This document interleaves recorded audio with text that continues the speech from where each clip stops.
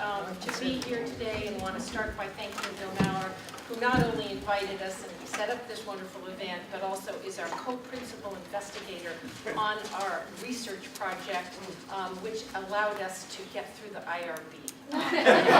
Three IRBs. So we want to thank him very much. And we will start by actually just sharing, again, a little bit of reminder of what Irvine was. And then this was the town center, the bookstore and the bank at that time. And we, at this point, let me just tell you how did we decide to do this? The background was that John came in 1965 to social sciences. My husband, Mike Mather, came in 66. They were good friends. I came in 67. Mike and I got married. We both, in 1972, John and his wife, Mike and I, moved back east from Southern California to these weird Ivy League places, or MIT and Dartmouth, and we stayed friends all these years. Last year, we were sitting around talking about whatever happened to so-and-so from Irvine. And we Googled someone, and Mike found Donica's paper on the web. And that actually kind of spurred us to think about, well, gosh, that's the faculty point of view, but what about the student point of view? What if we were to go out and find all the students who had entered with us and track down their lives? So that's what we're reporting today. We focused on the first 5 years, the March cohort, looking for every student who entered the PhD program between 1965 and 1969, 5 years of graduate students. We used 4 different lists to come up with the list. We started with commencement programs. They were really unreliable. Ditched those. Every year people would be asked, are you going to get your degree this year? And they'd say yes, and then their names in the commencement program. Forget it. The lists that were helpful, though, were the official PhD lists, with the dissertations. Also, the registrar provided us with a list of the students who had been last registered at UCI in the graduate program during that period. And then we found what were called roster nosters, which were produced in-house as lists of the students who were actually in the program. I found my own from 1968, opening a box, and it actually, I was showing to Peggy Reed because she was there as a staff person looking around at this. Anyway, and then another student found that he had some. So we have roster nosters, which were produced in-house of the graduate students for 3 of the 5 years. And so we put these all together, created a data set of 98 students. That's who we identified who came to the PhD program at that time. The 98 students included 34 women, 7 from other countries, and we knew that there were 2 Black Africans. We don't know the race or ethnicity of others. We located and personally interviewed 38 of those 98. And we did that mostly by phone interviews. The average interview is 79 minutes in length. Many people continued to call us later and email later as their stories continued. And I want to thank, first of all, those who helped us gather this material.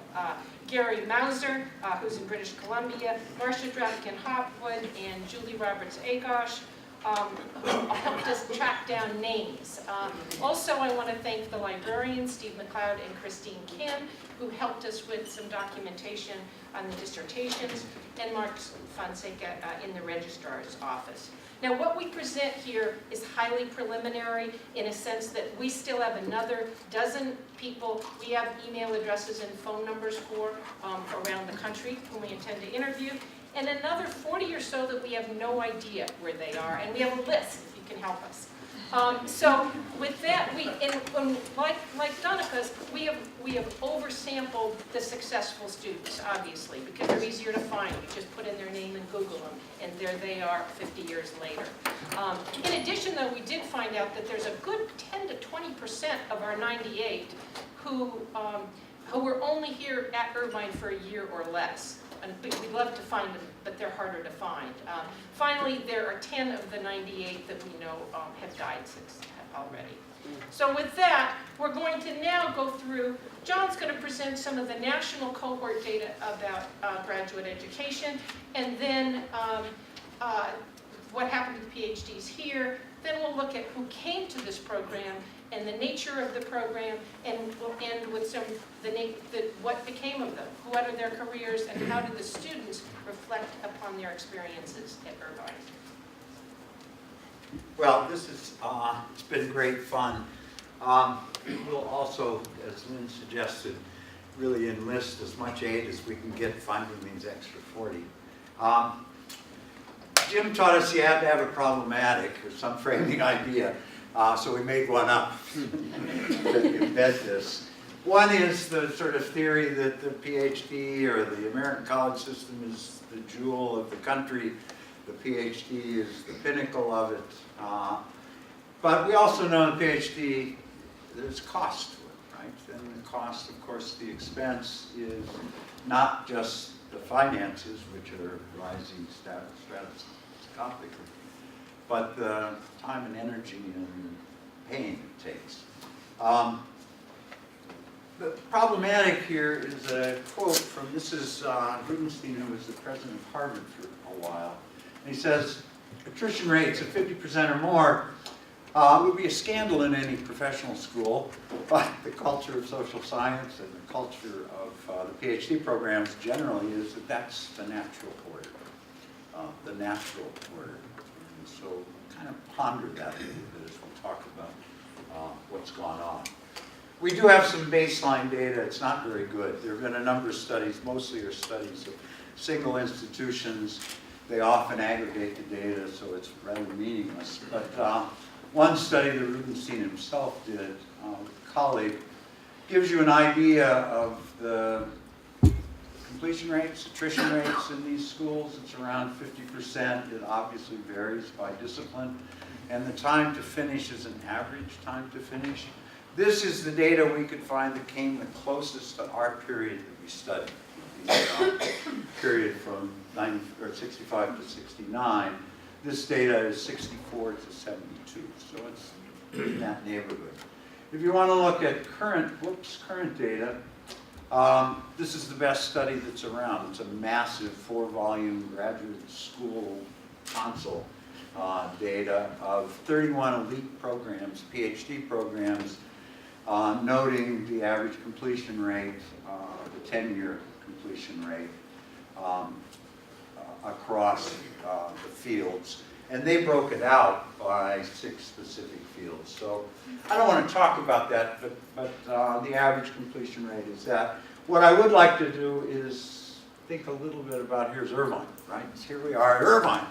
This is my friend Mike Mather getting his degree in 1970, walking on the green space. This is what we all worked for. This is what the degrees look like. They were signed by Ronald Reagan. This is Doug Wallenstein's degree. But the question here, let me just throw it out. What do you think the completion rate was at Irvine between 1965 and 1969? Throw a guess out. Zero. Why zero? Why did you say zero? Mike? I think it was probably pretty high. What do you think? 60%. Okay. Well, you could make arguments either way. Zero could be an argument that was so unusual and novel. Nobody got out in 5 years. Others could say, as you did. And you're very close, Mike. It's 57 from our sample. And this complete sample, this is the 56 out of the 98. Few demographics you might want to look at. There were 30 social science PhDs, 22 psychology degrees, 2 political science, Lynn being one, me being the GSA, and one being in information and computer science. So those were the completion rates. And shall we switch back here? So overall context for this Okay, study. so, whoops. Okay, I'll do one more.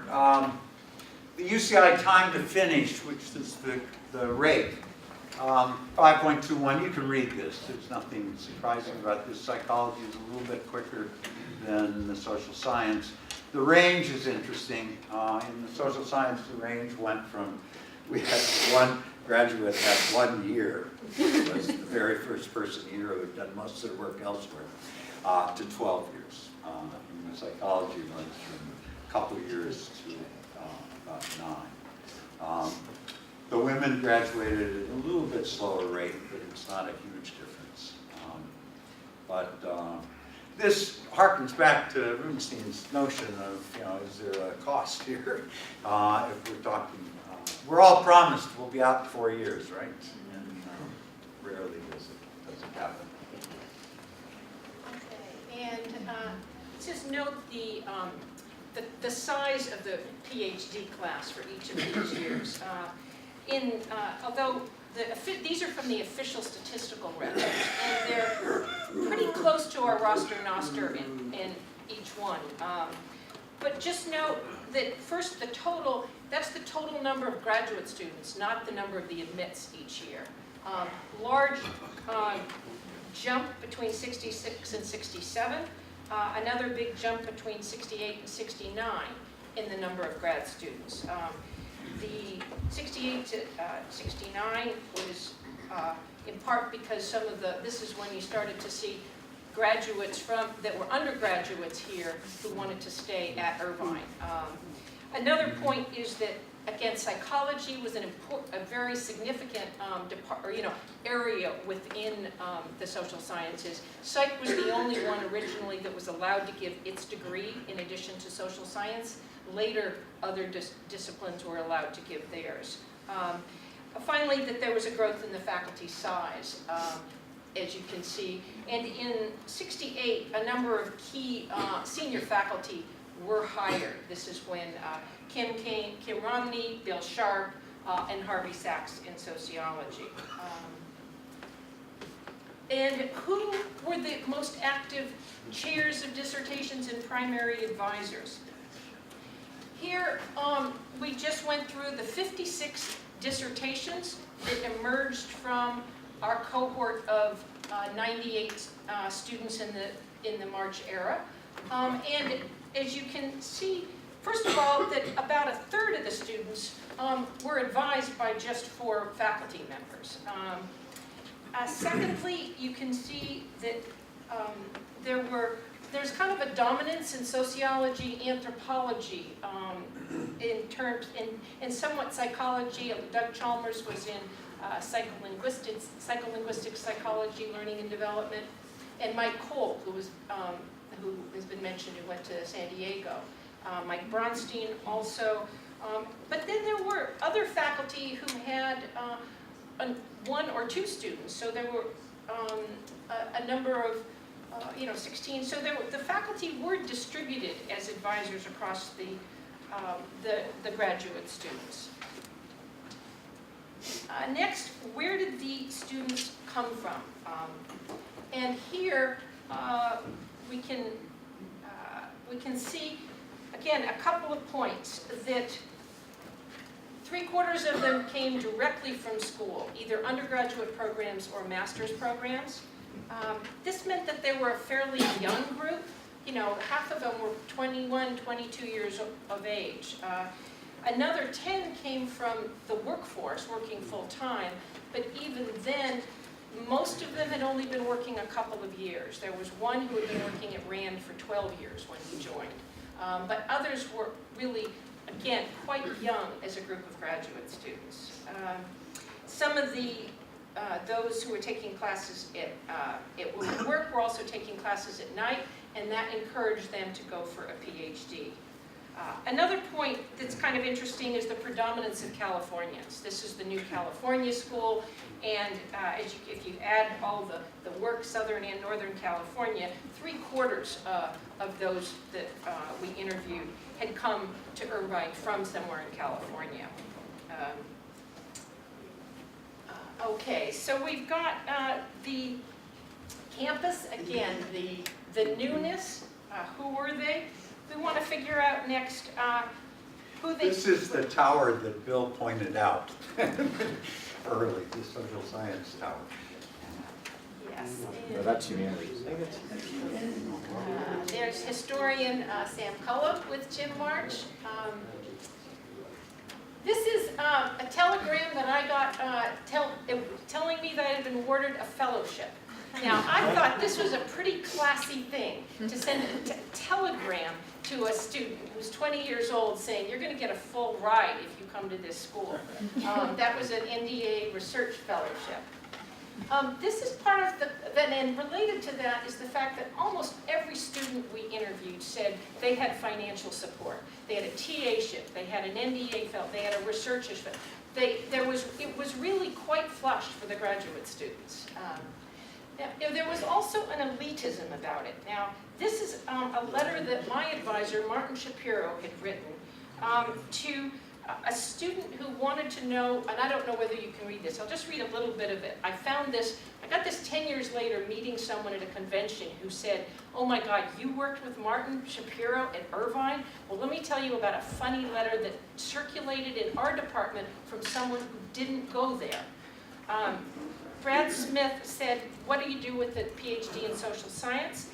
Martin's response was, the answer is somewhat complex. If you're going to be batting in the big leagues, no one is going to care about the title on your degree. If you're going to be in AAA, UCLA, there may be serious problems. If you're going to work in the real minors, Valley State, i.e. Cal State Northridge, I think you will have almost no chance of finding a job with such a degree. Irvine is rather peculiar. It is not interested in being one of the University of California B teams cranking out PhDs to teach in state colleges. We run an elitist program.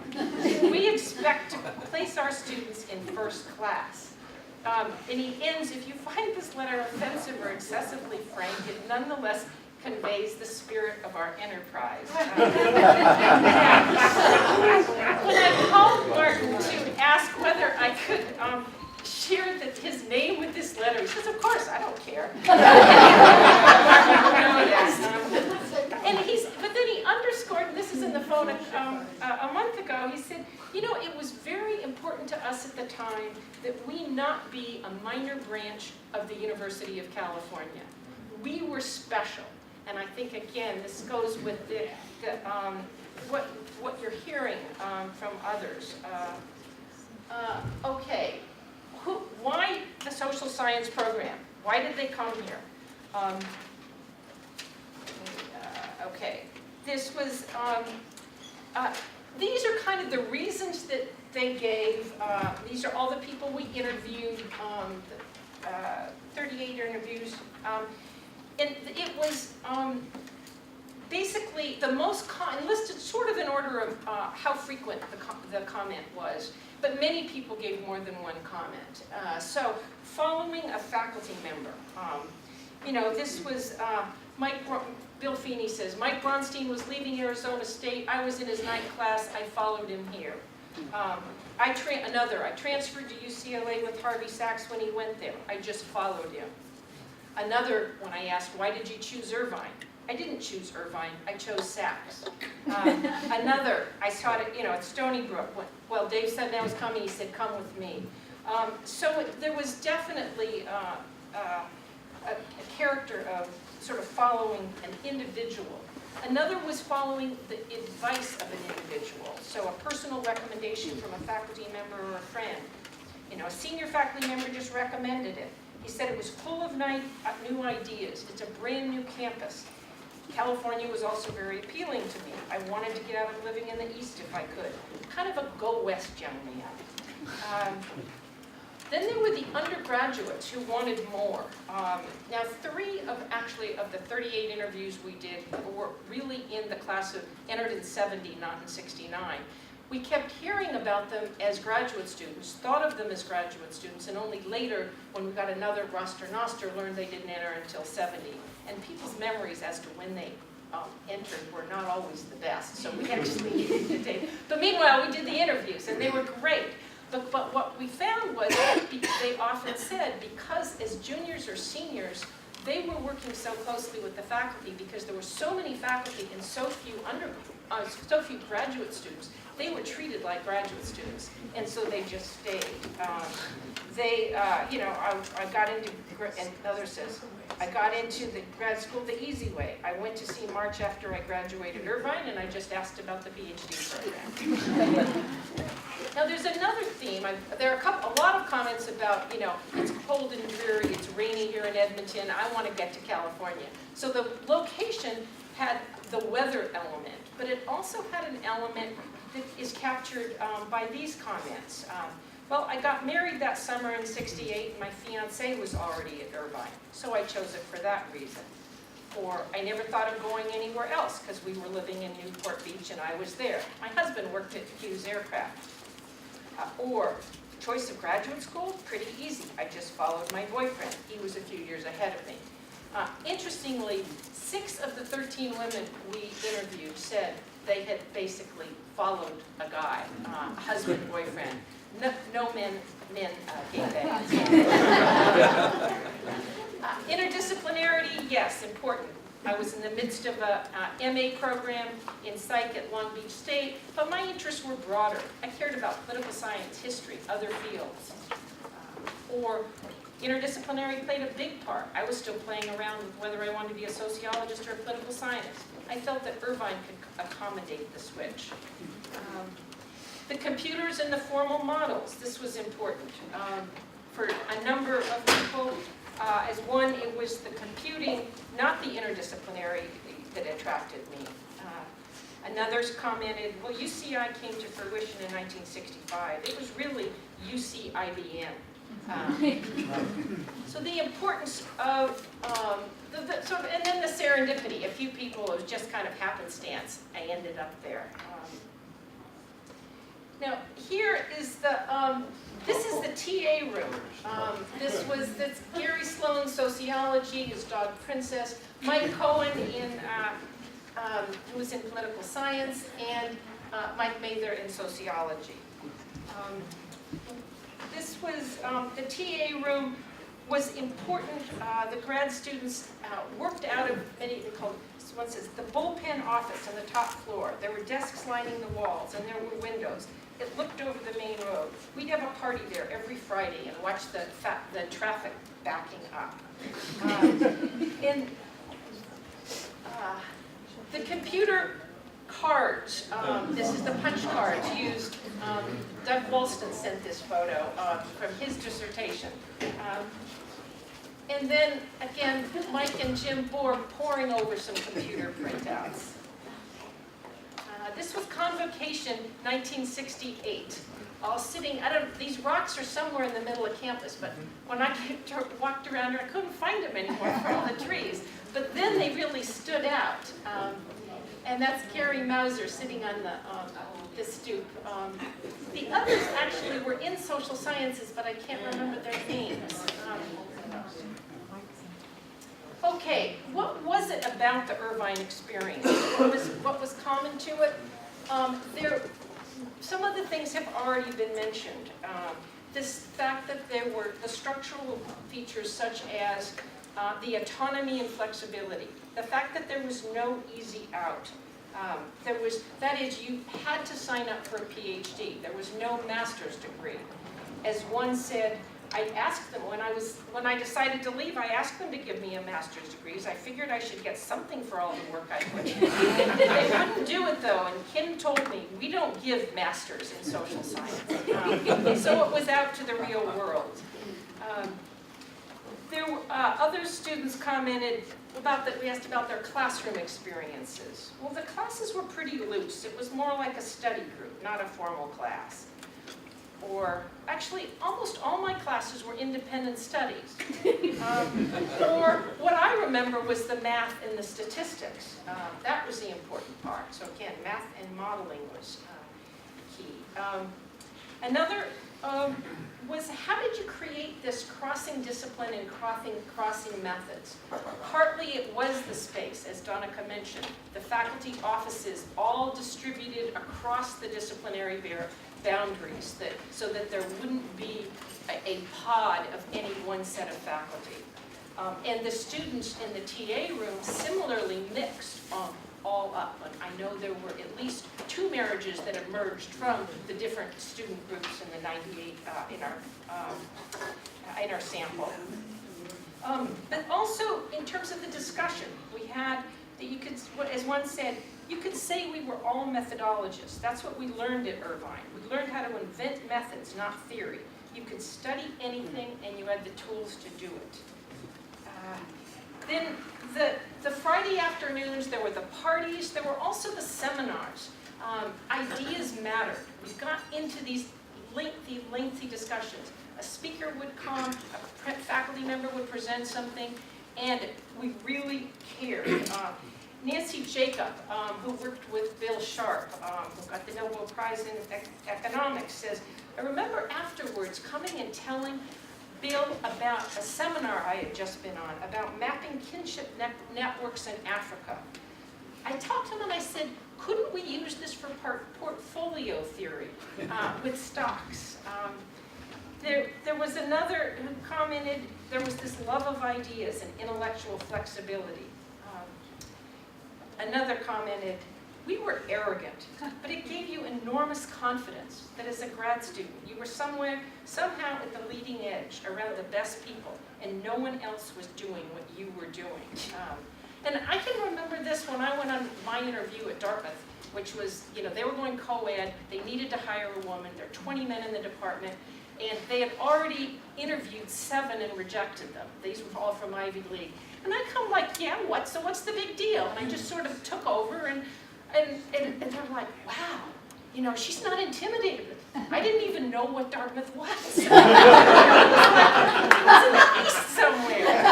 I didn't know that the Ivy League played sports. I just thought it meant that they had ivy on the wall. But that's the kind of confidence, or as the word arrogant was used in more than one interview. We learned that.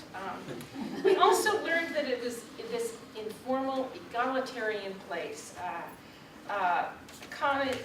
Meryl Swain said, I learned that professors were genuine human beings. Jim was a man I was supposed to be, Jim March, I was supposed to be afraid of because he was the dean. But he wasn't like that at all. He was a deeply caring human being. Sometimes we'd ask people, how did it compare to the other school you had been to? I said, well, it was completely different. I mean, there were no, when I was at Berkeley, the faculty only met with you during office hours. They had no names on their office, in their office. You never saw them unless you had an appointment. But at Irvine, it was so open, collegial. We'd all be down at Town Center. What was the name of that garden that we used to drink that thing? Exactly. The Spritz, I heard that over and over. They couldn't remember the name, and after the 10th time, I could tell them it was the Spritz garden. But we were all drinking there. And finally, this idea that you have to sell your idea. The way you got a PhD was you found 3 people who believed in you. And that was it. It was an ideal place for me. I convinced Colby, Romney, and Metzger. It turned out to be wonderful. Everything I wanted. A place where I could explore the ideas I had. The approach was to give everyone maximal personal freedom. In the language of economics and finance, Irvine was high risk, high return, as John Payne said. And then, as others though commented, that whole laissez-faire, figure it out on your own with a double-edged sword. It was tough. Some said, another comment, I didn't use my time wisely. This is someone who dropped out. I wasn't mature enough to handle that freedom properly. So there was a sense in which most of the people who got PhDs, thrived on that independence, but others did struggle with it, and I wish we could get more of the ones that we don't know what happened to them. But we can hear about also the larger context here. There's, obviously, there's a specific context and a bigger picture, too. Talk a little bit about the Irvine experience from the social context at the time. We've heard a little bit, these are the cars we drove. They're probably much cleaner than they were at the time. We lived in Balboa Island, we lived in Laguna Beach. Tim Leary was hanging around. It's a sort of context period. This is me, picture of me in 1970 that hung in the social science tower for some years, unbeknownst to me, more contemporary. Eve Mount was administrative head of the office, and that's my wife Colleen and my son Casey, who is now 42. The Irvine experience, time and place, social context. I also have a few quotes, and we're running short on time, so I'll be very mercifully brief. We've been talking about this. The social conservative nature of Orange County, but with the attraction of the beaches.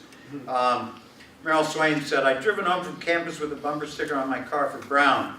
The next morning I found all 4 tires were slashed on my car." California dreaming. My impressions of California, somebody coming from the East Coast, crunchy granola.